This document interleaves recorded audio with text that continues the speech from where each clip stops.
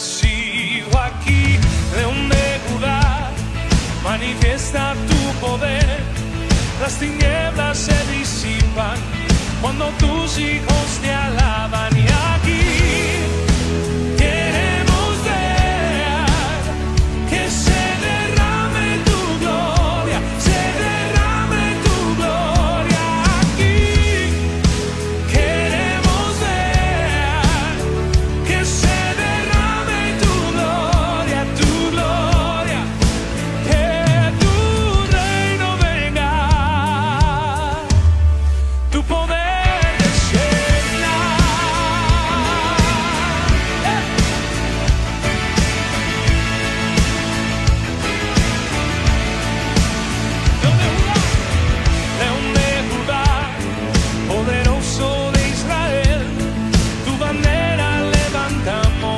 Sea tu reino establecido aquí, León de Judá, manifiesta tu poder.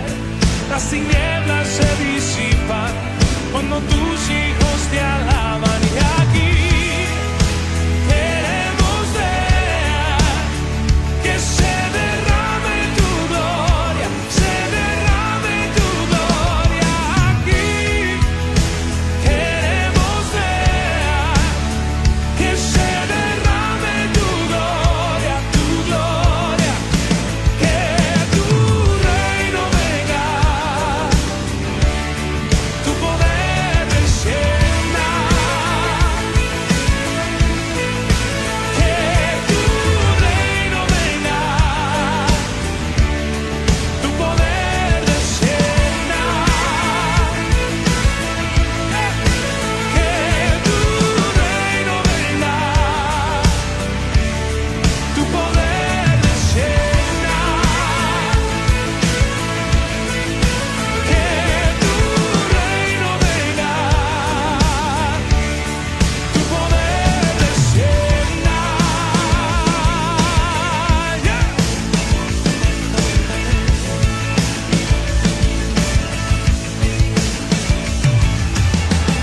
De todas las esquinas de la tierra se escucha el clamor de tus hijos.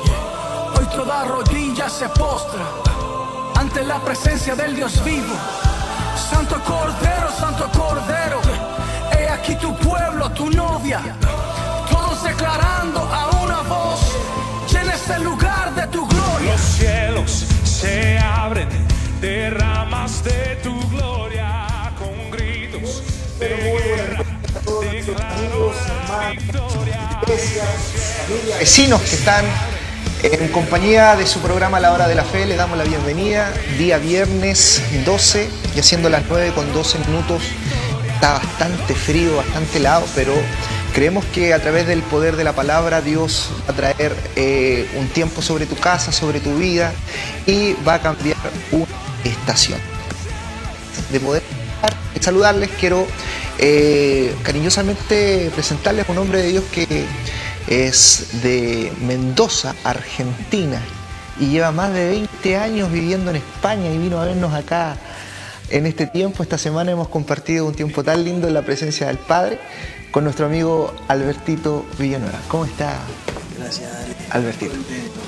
Contento de estar acá, la verdad que feliz de compartir este momento tan bonito, este momento tan importante, y con toda la gente que nos está acompañando. Feliz de estar acá en Chile, en Concepción, en este lugar del mundo. La verdad que realmente me alegré, con mucha expectativa por lo que va a pasar en los próximos minutos, por lo que vamos a entender y demás. Sí, yo creo que algo va a pasar. Queremos transmitir una palabra, queremos descargar un poco de luz sobre una verdad, sobre una revelación, y estamos muy contentos por eso. ¿Cuánto tiempo llevas predicando en las naciones de la tierra, querido Albertito? Exactamente, comencé por allá por el 2000. ¿2000? Sí. ¿Cuántos países has visitado? 88. 88 países, Sí, Dios 88 mío. naciones. ¿Cómo ha sido esa experiencia de poder de alguna manera predicar en distintas culturas, ver distintas realidades, distintas visiones, distintas formas de poder ver el Evangelio? Bueno, realmente me ha ayudado mucho a poder tratar de sacar conclusiones, de poder entender, de tener una cosmovisión al respecto. Creo que es muy importante, lo digo 3 veces, muy importante para un hombre de Dios poder tener una cosmovisión mucho más amplia, en el buen sentido de la palabra, juzgar, opinar, o apoyarse en una idea, una teoría, en un concepto, teniendo un conocimiento del mismo demasiado estrecho. Es como juzgar un libro por su portada o por las primeras 2 hojas, ¿no?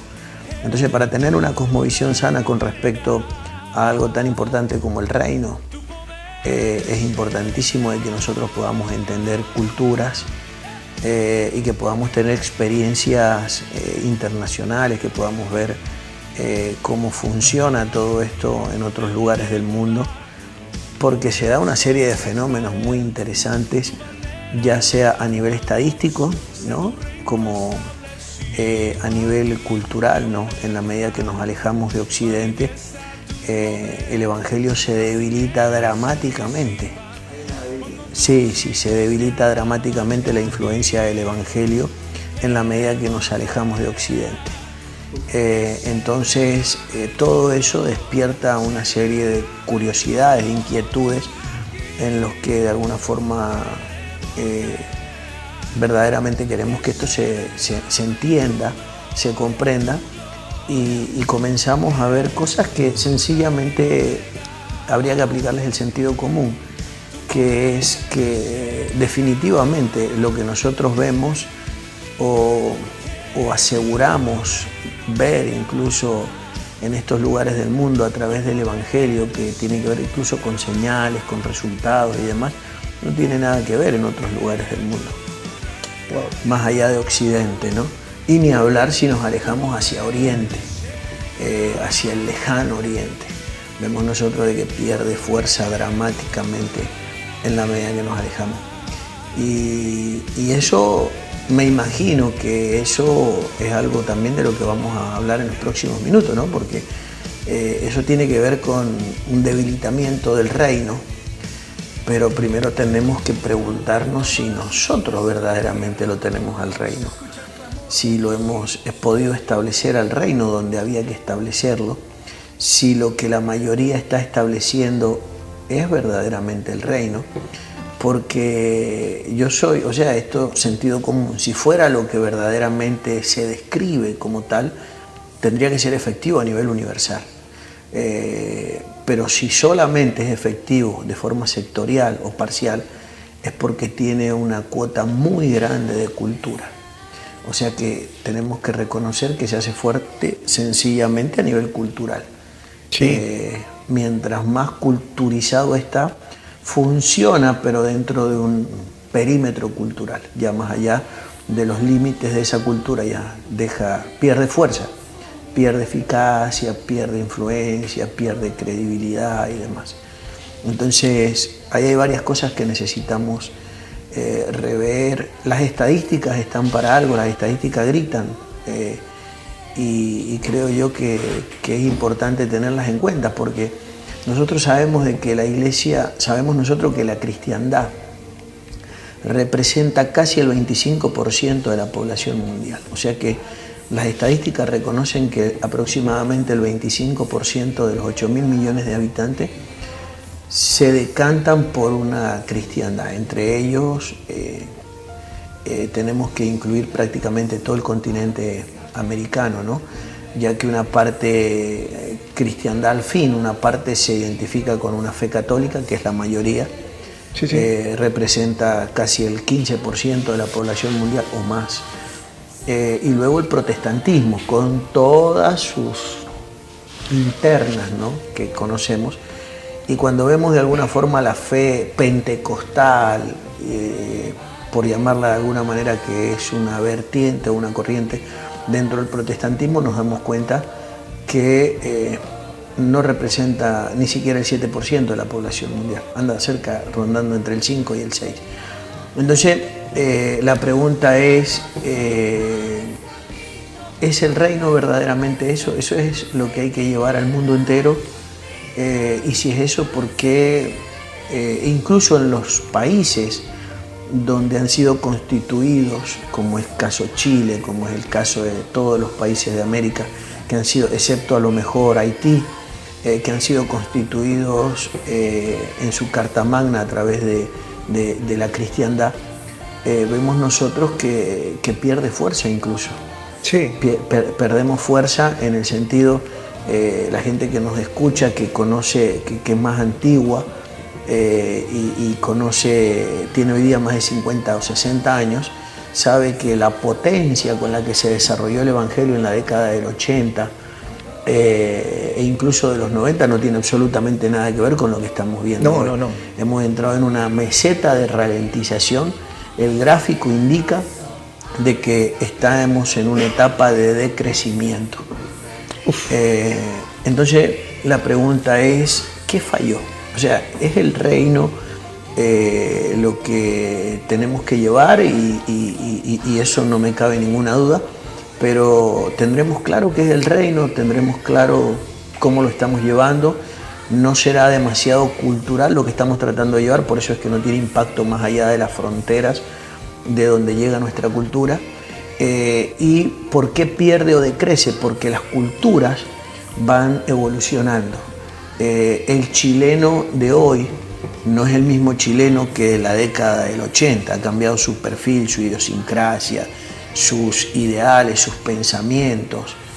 Ha habido una evolución social, Sí. ha habido una madurez social. Vemos los resultados en la evolución de la democracia, vemos los resultados en la evolución de nuestra sociedad y de todos los organismos públicos, vemos la evolución de la educación.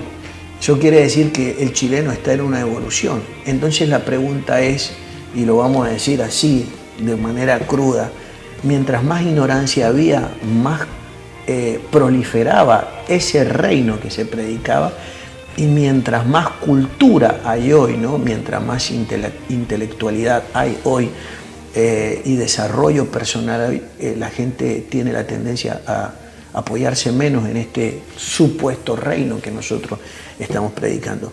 Yo no le echaría la culpa a la evolución social en ningún caso, sino yo más bien tampoco responsabilizaría a Dios con que Dios no tiene el poder para establecer el reino. Tampoco responsabilizaría a un tercero de oponerse a que el reino se desarrolle. Tampoco veo la evolución social y económica y cultural de este país como mala, al contrario, la veo positiva. Entonces no nos queda otra que revisar qué es lo que estamos tratando de transmitir.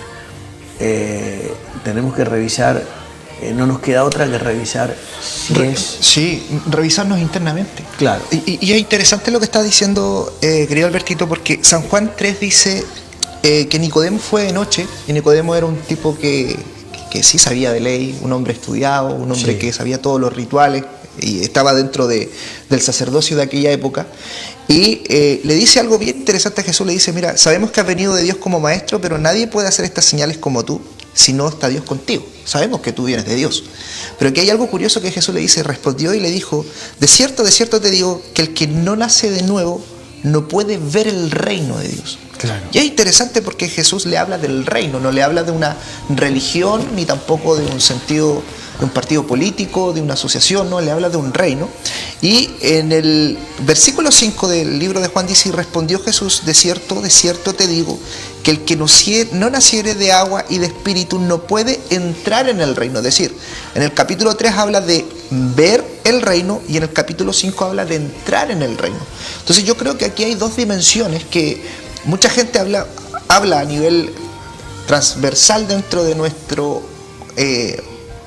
No quiero ser fuerte en lo que quiero decir, pero dentro de nuestra estructura evangélica, cristiana evangélica, hablamos de ser personas de reino, de establecer el reino, de visionar el reino. Pero aquí paradójicamente Jesús le habla a alguien que estaba dentro de una estructura religiosa que no podía ver y que no podía entrar. Entonces la pregunta es: ¿cómo nosotros podemos ver, entendiendo que somos el 7% de la población mundial, cómo nosotros podemos ver el reino, cómo nosotros podemos entrar en el reino y cómo nosotros podemos descargar un funcionamiento dentro del mismo reino. Claro. Bien. Pienso que hay que comenzar entendiendo primero qué es el reino. Entender primero qué es el reino para poder luego entender el requisitorio para ingresar dentro de esa dimensión del reino. Lo que de alguna forma va a quedar en evidencia, ¿no? O se pone en evidencia, es luego todo el dogmatismo, toda la parte cultural. No es descabellado pensar que hemos estado tratando de transmitir una cultura más que un reino, ¿no? Sí. Vemos nosotros que es muy común llamarle a una serie de prácticas ritualistas a nuestro culto, ¿no? Sí, sí. Que sabemos nosotros que viene de la transmisión de una cultura. Claro, lo ideal es que se pudiera haber transmitido la cultura justamente del reino o la cultura de Dios en el cielo, ¿no? Aquella del Creador universal. Pero claro, para que eso se pueda producir, Jesús dijo algo muy, muy impresionante. Dijo que se tenía que producir un nuevo nacimiento en la vida del hombre. O sea, se tenía que producir un despertamiento. Lo primero que el tema es de mucha profundidad y es muy complejo de entender, pero necesitamos entenderlo. Alguien lo tiene que explicar para que podamos por lo menos tener algunos tips que nos van a ayudar a entender el misterio. Si nosotros viajamos al pasado, a lo que pasó con Adán en el principio, nos damos cuenta de que ese nuevo nacimiento, ese alumbramiento, tiene que ver de alguna forma con, se expresa en la Escritura desde varias perspectivas. Y en todas quiere decir más o menos lo mismo, ¿no? Vemos la palabra nuevo nacimiento, vemos la palabra despertar, sí, vemos la palabra resurrección. Entonces, esa terminología es una terminología universal. La gente tiene que saber de que esto no atañe exclusivamente a los evangélicos, esto atañe a la creación. Por eso es que ese léxico está en todo el planeta, en diferentes idiomas, porque el ser humano entiende de que el ser humano tiene que despertar. Se le conoce incluso en tradiciones o en enseñanzas milenarias o ancestrales, incluso más antiguas que la propia Biblia, se lo conoce como el despertar de la conciencia, como el camino a la iluminación. Pero al fin y al cabo todo nos está hablando de que el ser humano tiene que entrar en un reino. No podemos nosotros decir que solamente para un sector de la humanidad, que en este caso sería para este 7% de los seres humanos, porque Dios es creador de absolutamente de todo. O sea, toda la creación con uso de razón. ¿No podemos encapsular a Dios un 7%? No. Eso sería la manifestación de incredulidad más grande del universo. Y nosotros somos gente de fe. Entonces nosotros entendemos de que es Dios tratando con la humanidad. O sea, Dios quiere despertar a la humanidad. Ahora, vemos nosotros de que es parte del plan de Dios. Dios creó a una civilización adámica en Adán, la crea y la introduce dentro de un sueño, que es lo que la gente no logra entender. Por eso es que la Escritura dice que una vez que Adán estuvo terminado, trajo sobre él un sueño profundo. Y la Biblia no dice que lo hayan despertado a Adán. Adán se tenía que despertar, como todos nosotros, después en el desarrollo de la vida. Todos nosotros los seres humanos nacemos y nacemos dormidos.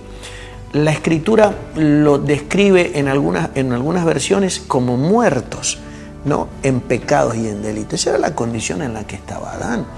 Y Dios es Dios el que trae un sueño profundo sobre la vida de él. Y no dice la Escritura que lo hayan despertado. La Escritura muestra de que él, en el contexto, él se tiene que despertar en el transcurso de la vida. Lo que le pasa o lo que le pide Jesús a Nicodemo que le ocurra. Sí. Que se pueda producir el alumbramiento, o sea, el nuevo nacimiento, el despertar en la vida de este hombre. Este hombre no entendía, porque él entendía lo que entiende la mayoría de los seres humanos, lo entendía de manera literal. Entonces él dice, ¿cómo hago? O sea, ¿cómo entramos nuevamente? Claro, pero él no se refería a eso, sino que se refería a algo que tiene que ser despertado en nuestro interior, que tiene que ver con una potencia, una capacidad y una plenitud interna que de alguna manera Dios le ha entregado al hombre y que tiene que despertar. Eso es lo que a nosotros nos hace diferente al resto de la creación, ese despertamiento. Lo primero o lo más importante para Dios no sería solamente el hecho de que desarrollemos nuestras capacidades, porque eso sería un beneficio personal para el hombre. Lo más importante de despertar en esta dimensión tiene que ver con el hecho de que nosotros podamos cumplir con el mandamiento supremo y universal, ¿sí? Que es el de amar. Sin esa capacidad no somos aptos para ese reino. O sea que la ley universal dentro del reino es el amor. Por eso es que vemos nosotros, y podríamos decir con total seguridad y sin ningún tipo de miedos, es de que nadie que no esté en amor puede decir que está en el reino. O podríamos decirlo al revés, cualquiera que diga que está en el reino, la manifestación primaria e inequívoca de que está en el reino es el amor. Y cuando hay amor, no hay clasificación de ser humano, no hay categorización del ser, no hay acepción de personas. No existe la condenación en esa dimensión, no existe el prejuicio, no existe el juicio. Entonces, claro, cuando nosotros vemos las prácticas religiosas contemporáneas nos damos cuenta de que estamos lejos de ello. Pero tampoco es descabellado pensar de que la gente puede estar practicando una religión y no ha nacido de nuevo o no ha despertado y sigue en un sueño profundo. ¿Me comprenden, no? Sí. Entonces, ¿por qué? Porque vemos nosotros que Nicodemo, como lo acabas de decir, un experto, ¿sí? en la teoría de la época religiosa, un experto en doctrina, un experto en los preceptos, pero él no había nacido de nuevo, él no había despertado verdaderamente.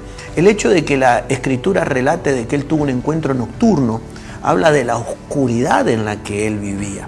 Y cada vez que la Biblia habla de oscuridad, hace un énfasis o hace una analogía de una prisión. Por eso la Escritura dice que a los que se rebelaron fueron de alguna forma metidos en prisiones de oscuridad.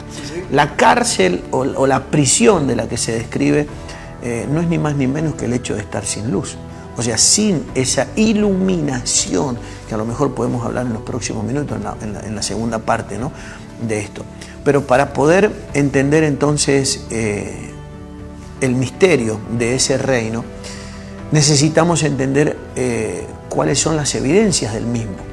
Yo necesito saber cuál es la evidencia de que estoy en el reino, porque cuando nosotros miramos las evidencias que nosotros manejamos hoy de acuerdo a nuestros ideales, a nuestros pensamientos, la pregunta es muy sencilla. Sabemos nosotros de que nos van a preguntar en la sociedad cosas como ¿crees en Dios?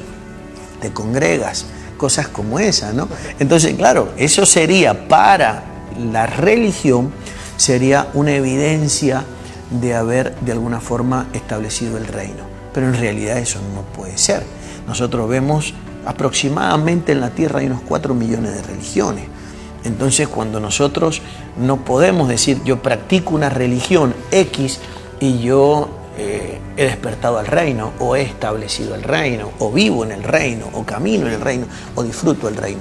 Hay evidencias. Una de ellas es el amor. El amor podríamos decir que es la universal por medio de la cual se van a materializar una serie de cosas extraordinarias. Ahora, Jesús lo mencionó. Jesús dijo, el reino, ¿sí?, no consiste en palabras, sino que consiste en poder, ¿no? Primera de Corintios 4. Ok, entonces, el apóstol dice claramente, el reino no consiste en palabras o en teorías, sino que el reino consiste en poder. Para poder entender una descripción sencilla para la gente que nos está escuchando y haciéndolo lo más práctico posible, tenemos que descubrir esa palabra mencionada por el apóstol, que es la palabra poder, ¿no?, que en el original es la palabra griega, la palabra virtud. El reino no consiste en palabras o en teorías, sino que consiste en virtudes, ¿sí? Consiste en virtudes. Y ahí es donde viene, y ahí es donde se derivan cosas realmente increíbles, porque cuando nosotros vivimos en el reino, o sea, cuando se vive en el reino, ocurren de alguna manera, se produce una autonomía en la vida del ser humano. Y esto es realmente extraordinario, porque nosotros vemos de que el ser humano, y esto es importante que la gente que me está escuchando no lo vaya a malinterpretar, porque en la religión la gente crea o desarrolla una codependencia enfermiza, tóxica, ¿no? En la religión, un miedo, una inseguridad, ¿no? Al estar solo, al no depender, al no poder estar conectado, al no poder pertenecer a alguien, o miedo a no ser aprobado por mi entorno. Ese es el ambiente de la religión. Pero en el reino, o sea, donde la virtud se manifiesta, el hombre es autónomo e incluso de Dios. Y uno dice, ¿cómo? O sea, una autonomía de Dios, sí, se produce una autosuficiencia. Y esto no tiene que sonar descabellado. Como estaba en el original, como estaba Adán. Claro, y lo voy a explicar, Sí, lo vamos a explicar, sí. con ejemplos para que la gente lo entienda. En el reino se tiene que producir una autonomía. Sí, sí. En la vida no sería normal que mi hijo cumpla la mayoría de edad y no vaya rumbo a la autosuficiencia o a la autonomía o a la emancipación de la persona. Sería muy doloroso que él tenga 25, 30, 40 años y siga viviendo y dependiendo de mí, preguntándome si algo está mal o si algo está bien, preguntándome si algo le conviene o le deja de convenir. En el mundo religioso, por causa de intereses secundarios, por causa de motivaciones secretas, por causa de ambiciones personales, inconscientemente se crea esa codependencia en la vida del ser humano, y el ser humano termina en una forma muy triste de cautividad. Pero en el reino hay insuficiencia, hay emancipación, o sea, hay libertad de todo lo que me rodea. Por ejemplo, el milagro más impresionante que se produce en la Biblia, para mí, mencionado en tantos milagros que hizo Jesús, fue el milagro en el que Jesús no se enteró que iba a ocurrir el milagro. Hay un solo milagro en el que Jesús no sabe que se va a producir el milagro. ¿Por qué? Porque hay una autosuficiencia de la persona. ¿Qué quiere decir eso? ¿Sí? Como dijimos hace unos días, la palabra milagro viene de la palabra milogro. O sea, es una habilidad dada por el Creador. O sea, no estamos sacándolo a Dios del escenario. Estamos poniéndolo en el lugar que Él sueña que lo pongamos, ¿no? Él es la mente intelectual de todo, el creador de todo. Wow. No le estamos quitando ninguna cosa al Creador. Pero vemos que en ese milagro, Él viene entre la multitud, una mujer que sufre la patología más triste de todos los sanados por Jesús. Voy a explicar una cosa. Jesús devolvió la vista, Jesús sanó leprosos, Jesús sanó paralíticos, pero sanar a alguien que se le está yendo la vida, como a ella, hacía 12 años, que tenía un flujo de sangre, eso no se puede sanar a través de una intervención sobrenatural de Dios. Y déjenme que lo explique, porque hay gente que dice, ¿cómo? Dios no tiene, no, Dios tiene el poder para hacerlo, pero a Dios no le interesa hacerlo. Voy a explicar por qué. Porque la única forma de que a mí no se me vaya la vida es que yo madure. La única forma que a mí no se me vaya la vida es que yo desarrolle autonomía en Dios. Entonces esa mujer que tiene la patología de que ella está perdiendo a través de la menstruación, está perdiendo la vida durante 12 años, que se le está yendo su sangre a través de una hemorragia, esa mujer se acerca a Jesús y dice, si tan solo tocar el borde de su manto, yo seré sana. Entonces ella se acerca, lo toca y Jesús dice, virtud. Salió virtud de mí. Salió de mí. Entonces, Él reconoce de que se ha manifestado un ser humano, se ha manifestado en el reino. Un ser humano autónomo. O sea, un ser humano maduro. Y en ese momento se produce el cese de la hemorragia en la vida de la persona. Entonces, Dios nos puede solucionar a nosotros, y lo puede hacer porque tiene el poder, que puede solucionarnos cualquier cosa. Pero cuando se trata de que mi vida no sea desperdiciada, que mi vida no sea solo un paso existencial, Dios no puede hacerlo. Wow. No lo puede hacer. ¿Por qué? Porque para que mi vida deje de ser sencillamente una existencia en el planeta, Dios tiene que producir en mi mente una metanoia. Y esa metanoia, un cambio de mente. Sí, sí. Y esa metanoia no es un milagro, es un milogro. ¿Se entiende? Sí, la palabra milagro significa milogro. Claro. Y esta mujer es interesante porque también las mujeres que tenían flujo de sangre no podían acercarse al sacerdote, es decir, estaba dentro de la ley, dentro de la misma norma social, ella estaba imposibilitada, pero se saltó las normas y las dogmas. Ale, sí, sí. Que lo que estás describiendo es una sombra y una figura de lo que nos ocurre hoy. Sí. La gente que no tiene autonomía no se puede acercar al sacerdote supremo que es Jesús. Es verdad. Necesita hacerlo a través de un intercesor o un intermediario. Esa es la condición de la humanidad. Entonces el sumo sacerdote de nuestra fe es Jesús, y aprovechar el sacrificio o aprovechar el paso de Él por el planeta es justamente establecer el reino, porque Él no vino como un milagrero a solucionarme una situación doméstica. Él vino a que yo me pueda emancipar definitivamente. Por eso Jesús constantemente nos animaba a esto. Jesús nos dijo cosas como esta: llegará el momento donde yo no rogaré más por vosotros al Padre, sino que lo harán ustedes personalmente, una relación directa con el Padre. Hay una... Cuando hablaste de la palabra milagro, que significa milogro, que lo estuvimos hablando ayer hasta como las 3 de la mañana más o menos, dijiste algo bastante interesante. Hay gente que no descubre que porta eternidad dentro de ellos, que porta el reino dentro de ellos, y de alguna manera adquieren una codependencia de un intermediario para poder alcanzar algo que Dios ya te dio dentro de la eternidad. Seguimos bajo la ley y bajo el sacerdocio arónico, que es que Dios levanta un hombre para que de alguna manera me traiga el pan, para que me asista, para que me traslade en las diferentes etapas del tabernáculo. Entonces vamos a descargar la idea. El reino no consiste en palabras, el reino consiste en poder. La palabra poder significa virtud.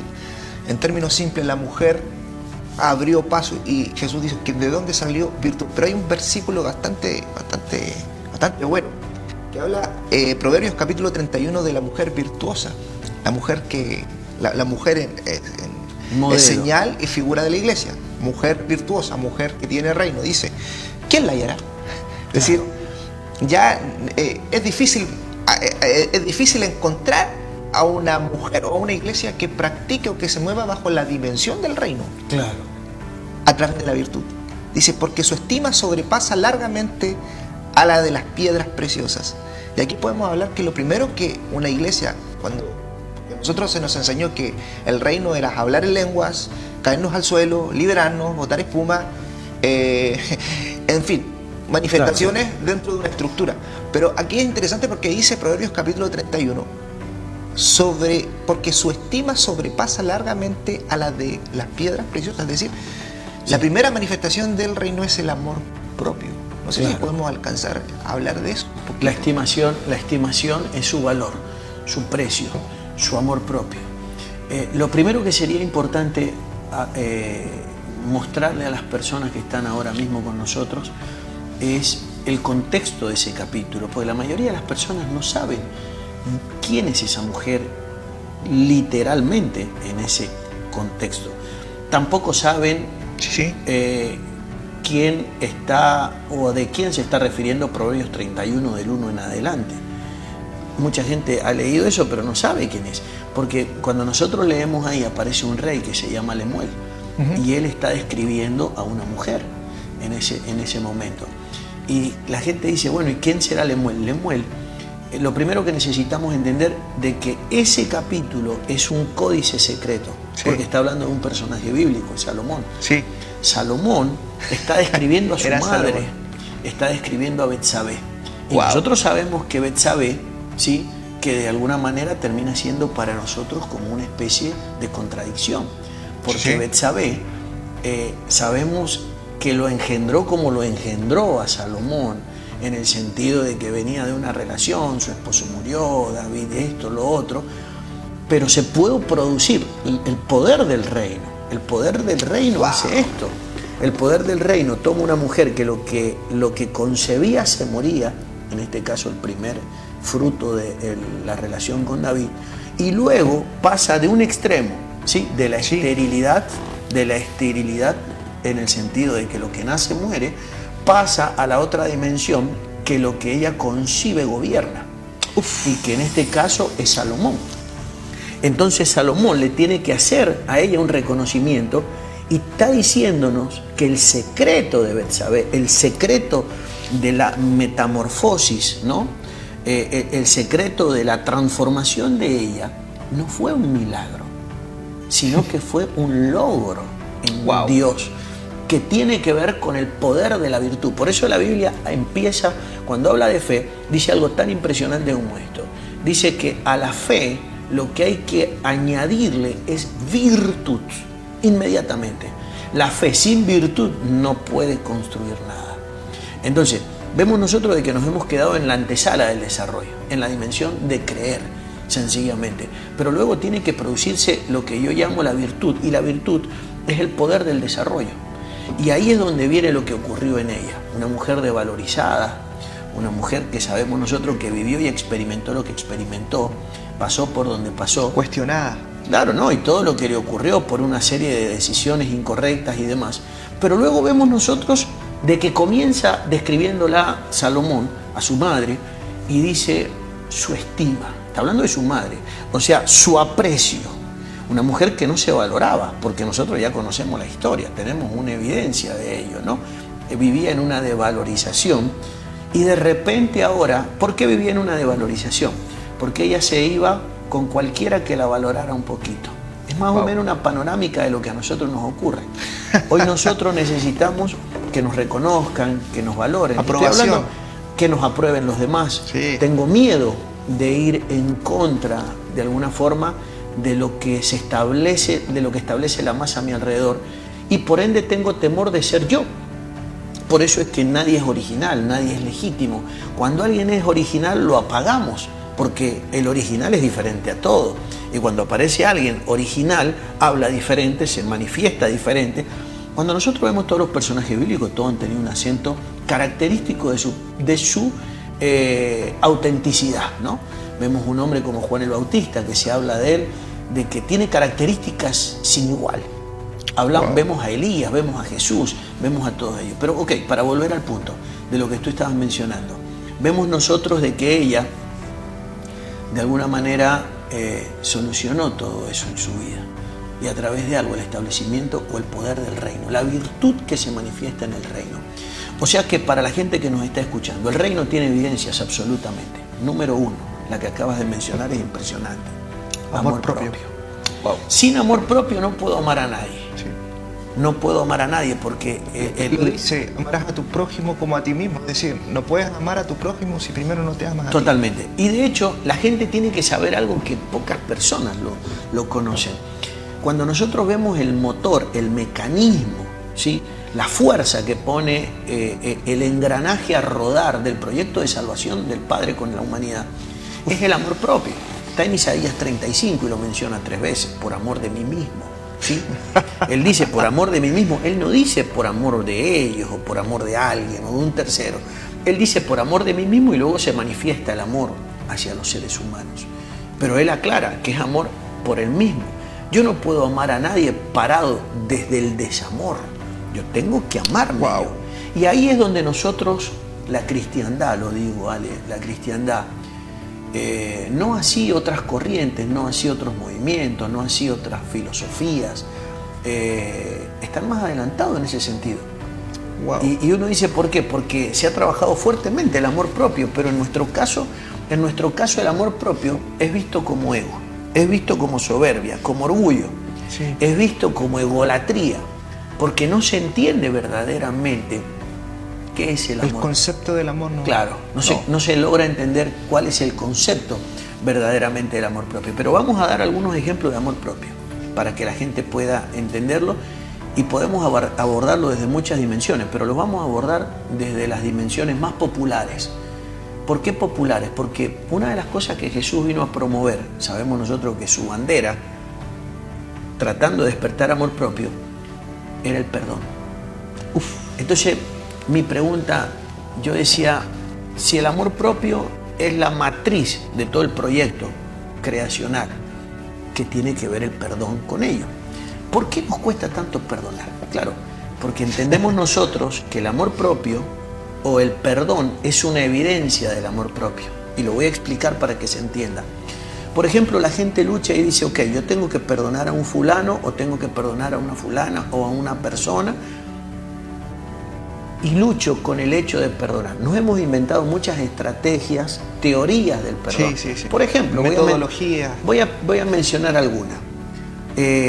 Alejandro, no puedes perdonar, pero vas a perdonar en el nombre de Jesús. No sé qué quieren decir con eso, ¿no?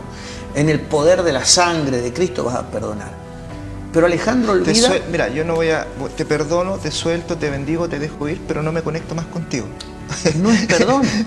Pero claro, la metodología que se usa. Claro, sí. No es perdón. Sí. Por ejemplo, perdonas... Te perdono, pero te bloqueo en Facebook. Claro, no ha habido perdón. Dependiendo. No ha habido perdón. De hecho, la gente tiene que saber. Lo voy a definir al perdón para que lo entendamos. Padre. El perdón es la más alta obra de compasión, de amor propio que puedo hacer por mí mismo. Wow. Claro, porque un hombre que se ama de verdad no se va a martirizar con una falta de perdón. Wow. Un hombre que se ama de verdad, se ama en tal nivel que está dispuesto a volverse vulnerable, a rendirse por una cuestión de que verdaderamente se ama sanamente. Un hombre que se ama va a tener el acto de compasión, y ahora voy a explicar la compasión, porque yo defino el amor como una cuadridimensión que tiene que ver con la honra, con el perdón, con la compasión y con la misericordia. Y la compasión es la evidencia del perdón. Voy a dar un ejemplo. Cuando el Padre nos perdonó a nosotros, Él nos podría haber mandado a alguien a decirnos que nos perdonaba. El Padre podría haber mandado un ángel o un mensaje, un escrito, un jeroglífico. Podría haber mandado, o Él haber hablado personalmente y haber dicho los perdono. Pero Él nos perdonó y nos dio a su Hijo. Jesús nos enseñó, lo que pasa es que no lo entendimos. Jesús dijo, cuando alguien te quite la capa, dale también la túnica. Entonces, número uno, la capa es la evidencia del perdón. Se la doy. Pero la túnica es la evidencia de mi compasión. Es de que yo superé que me haya llevado la capa. ¡Wow! Entonces me quitaste la capa, pero yo te voy a dar la túnica porque yo no quiero vivir con el dolor de que me llevaste la capa. Me amo de tal manera, mi salud psicológica, emocional, el reino, el poder de la virtud que opera a través de mí, que yo no voy a obstaculizar mi vida con una cosa de esa. Entonces el perdón tiene una evidencia, y la evidencia es el amor propio. Y cuando de verdad se produce, no hay problema para poder ejercer lo que conocemos como la obra de compasión. Y cuando tú entregas la túnica,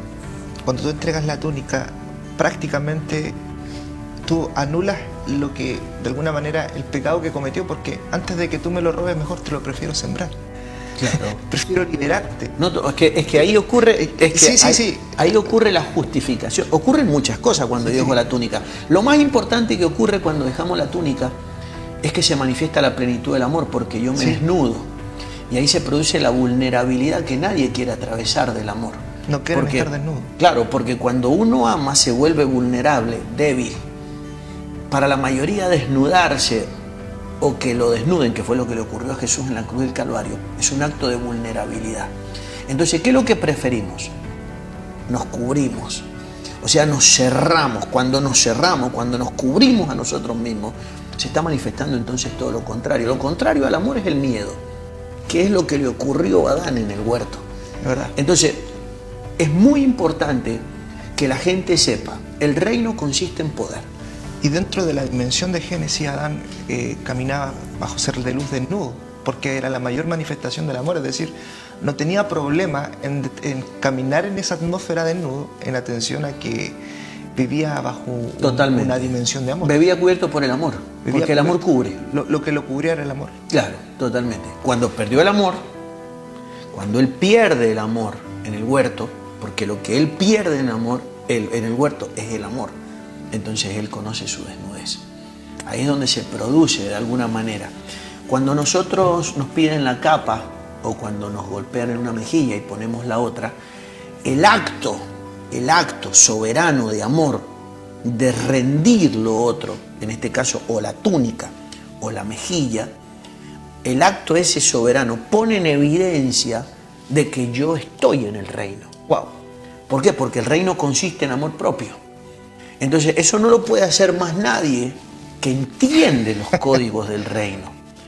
Alguien que no entiende los códigos del reino se va a autodefender, se va a autojustificar, se va a hacer la cubierta de lo que encuentre, se va a agazapar, camuflar, se va a evadir, va a correr, va a buscar cualquier forma. ¿Por qué? Porque es que no entiende verdaderamente qué es el reino. Cuando nosotros vemos la manifestación de la religión, cuando nosotros vemos el liderazgo de turno, cuando nosotros vemos los ministros de nuestra época, nos damos cuenta que nosotros estamos muy lejos de todo esto. Nosotros tenemos una teoría superficial de esto y hablamos de algo que ni siquiera entendemos. Imagínense lo que ocurre en las dimensiones de amor propio, que yo supero la dimensión del perdón a través de un acto de compasión. Y luego de eso se produce en mi vida, por causa del amor, porque el amor es luz, se produce una iluminación. Una iluminación tiene que ver con un acto de comprensión. Y un acto de comprensión tiene que ver con entender por qué me ocurrió lo que me ocurrió. Entonces yo vivo sin ningún tipo de dolor. Voy a dar un ejemplo para que lo entendamos. Judas Iscariote lo entregó a Jesús. En ningún caso Jesús se amargó, se entristeció, ni le dolió lo que ocurrió. Porque él había declarado de que él era necesario que a él lo entregaran. Eso se llama comprensión. ¿Qué quiere decir eso? Número 1, él nos perdonó. 2, se dio a sí mismo. Y 3, comprendió. Entonces, en qué consiste el acto de comprensión? Que es un acto soberano de amor muy grande. La mayoría de los seres humanos no comprenden lo que les ocurre. Y yo no comprender lo que me ocurre es uno de los actos más tristes que yo puedo vivir. Wow. Por eso, lo que le pasó a José cuando estaba con sus hermanos y los hermanos estaban esperando la condena. Pero los comprendía. Y él dijo, es que no fueron ustedes los que me trajeron aquí. Yo comprendí que fue Dios. Este era el plan. Había un plan supremo, había un plan predestinado. Pero eso lo comprenden contados con los dedos de la mano. Entonces, ¿qué hombre puede comprender la pérdida de un hijo? ¿Qué hombre puede comprender una enfermedad? ¿Qué hombre puede comprender que se tiene que ir, ¿sí?, relativamente antes de lo que socialmente entendemos que me tengo que ir de la tierra? Pablo dice, ya es mi momento de que yo sea sacrificado. Yo he peleado la buena batalla de la fe. O sea, nadie lo puede, pero eso se llama comprensión. Y eso solamente viene por amor. Quiere decir que a los que Él ama, porque no nos ama a todos por igual, Él me ama según como yo amo. Por eso la Biblia dice, yo honro a los que me honran. La gente tiene un mito y que cree que Él nos ama a todos por igual. No, Él me ama de la misma manera que yo lo amo a Él. ¿Y cómo yo demuestro que lo amo a Él? La forma en la que amo al prójimo. Y la forma en la que amo al prójimo es a la velocidad a la que lo puedo perdonar y a la velocidad a la que le puedo hacer un acto de compasión. O sea, a la velocidad que yo respondo cuando me piden la capa y a la velocidad que yo respondo con la que yo le entrego la túnica. ¿Se entiende? Eso es el acto de amor. Y eso es lo que trae la comprensión. Y ahí está el sentido de la vida. Porque el sentido de la vida es venir a nuestra existencia y saber a qué vine. Wow. Ese es el reino. El reino es venir a la vida y saber cuál es mi misión. ¿Cuál es mi propósito? Reino. Mi propósito. ¿De qué se trata? ¿En qué consiste todo esto? Pero todo se va a desprender de ese amor. Y quedamos solamente en el primer tópico. Le damos gracias al Padre por estar acá en su programa La Hora de la Fe. Síganos a través de redes sociales, LAR Chile. Ahí de like. LAR.Chile, dice mi amada esposa que me está escuchando. Tan linda mi esposita. Así que eso, apóstol, tenemos que irnos porque ya cumplimos la hora. Nos queda mucho por hablar, pero yo creo que vamos a tener que hacer un live por ahí para poder seguir descargando esto. Así que le damos gracias al Padre por tenerte, por estar contigo y por poder escuchar tan profundo rema, tanta palabra que de verdad yo siempre he dicho, ¿dónde vamos a dejar tanta revelación? ¿Dónde vamos a dejar tanta revelación? Así que le enviamos un abrazo, un saludo muy especial a toda la familia, a todos los amados que están viéndonos a través de estas distintas plataformas, sobre todo en redes sociales, apóstol. Sí, un abrazo grande para todos por acompañarnos en esta noche y establezcamos el reino en nuestros corazones. No hay que establecérselo a nadie. El reino eso es importante. No puedo ir con el reino a tratar de ponérselo a otro. El reino es una operación personalizada. No se lo puedo establecer a más nadie que a mí mismo.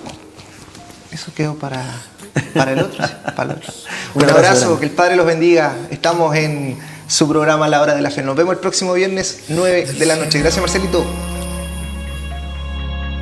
Escucho un sonido tranquilo. No temas, hijo mío, contigo mi presencia está. Puedes descansar en mí. Se disipa tu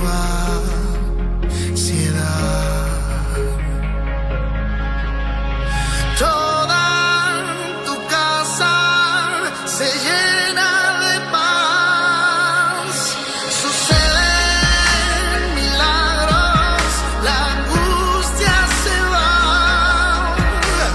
Toda tu casa se llena de paz, victoria, victoria.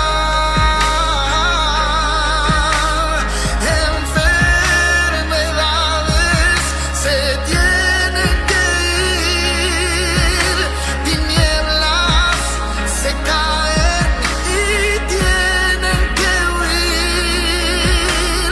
Toda tu casa se llena de paz, proclama victoria, victoria, proclama victoria.